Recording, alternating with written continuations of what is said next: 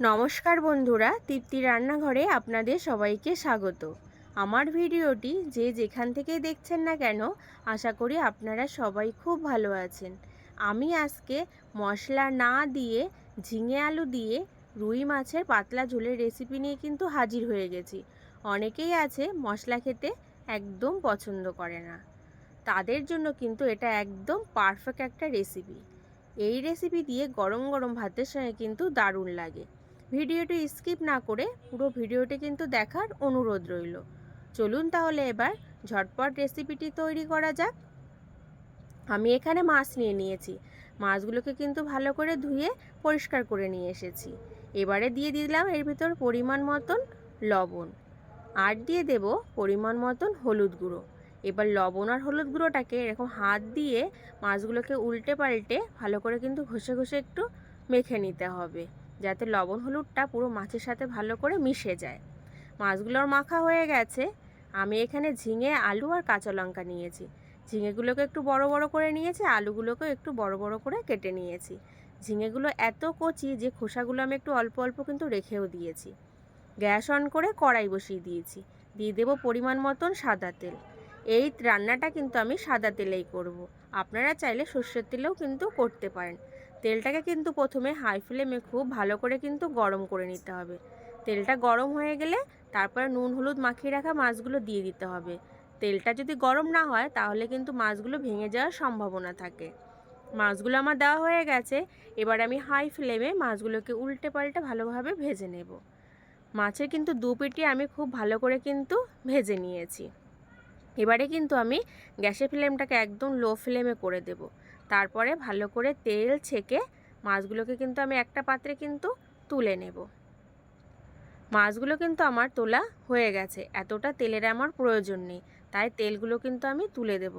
কারণ আমি বলেছি একদম তেলটাও কম দিয়ে আর মশলা না দিয়েই কিন্তু আমি মাছের ঝোলের রেসিপিটা তৈরি করব, একদম কম তেলে। তেলটা আমি তুলে নিয়েছি, দিয়ে দিলাম গোটা জিরে আর কালো জিরে। এবার ফোড়নটাকে বেশ একটা হালকা সোনালি কালার করে কিন্তু ভেজে নেব। যখন ফোড়নটা সোনালি কালার হবে, সুন্দর একটা গন্ধ বেরোবে, তখন দিয়ে দেব আলু। আলুগুলোও কিন্তু খোসা ছাড়িয়ে আমি একটু বড় বড় আর লম্বা লম্বা করে কিন্তু কেটে নিয়েছি। আলুগুলো কিন্তু আমার দেওয়া কিন্তু হয়ে গেছে। এবারে এর ভেতরে দিয়ে দেব আমি লবণ। লবণটা কিন্তু যে যার স্বাদ অনুযায়ী কিন্তু ব্যবহার করবেন। আর দিয়ে দেব আমি এখানে পরিমাণ মতন হলুদ গুঁড়ো। এবারে কিন্তু গ্যাসের ফ্লেমটাকে বাড়িয়ে নিয়ে আলু আরটাকে ভালো করে কিন্তু ভেজে নেব। অবশ্যই কিন্তু একটু নাড়াচাড়া করে আলুগুলোকে ভেজে নিতে হবে, না হলে কিন্তু আলুগুলো পুড়ে যাওয়ার সম্ভাবনা থাকবে।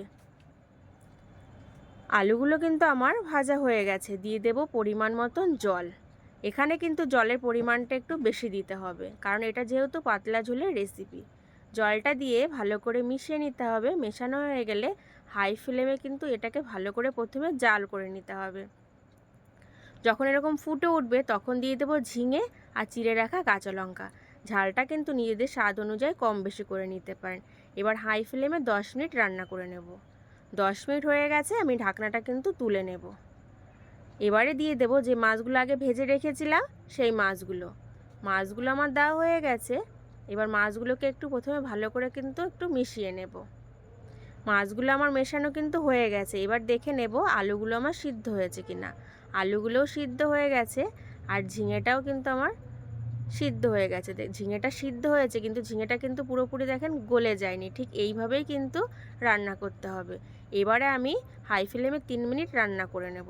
3 মিনিট হয়ে গেলে গ্যাসের ফ্লেমটাকে কিন্তু আমি বন্ধ করে নেব, কারণ আর রান্না করব না, যেহেতু এটা পাতলা ঝোলের রেসিপি।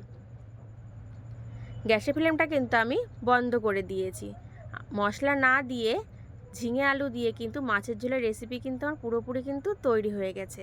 তাহলে আপনারা তো অবশ্যই লক্ষ্য করেছেন মশলা না দিয়ে আমি কিভাবে রেসিপিটা তৈরি করলাম। আপনারাও একবার এরকম মশলা না দিয়ে রেসিপিটা বাড়িতে তৈরি করে গরম গরম ভাতের সাথে পরিবেশন করে খেয়ে দেখুন। আশা করি সবার কিন্তু ভালো লাগবে। ধন্যবাদ।